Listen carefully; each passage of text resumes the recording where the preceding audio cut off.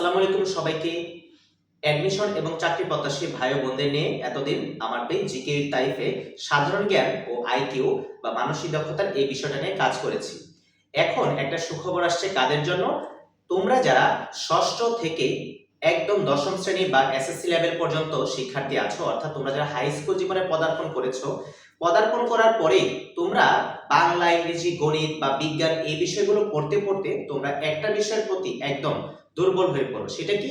বাংলাদেশ ও বিশ্ব পরিচয়। তো এই যে বাংলাদেশ ও বিশ্ব পরিচয় বইটা আছে, এইটা শুধু ক্লাস 6 না, 6, 7, 8 এবং নবম দশম অর্থাৎ এসএসসি লেভেল পর্যন্ত যত ধরনের সমস্যা আছে সেই সবকিছু সমাধান পাবে এখন থেকে আমার পেজ জিকে উইথ তাইফে।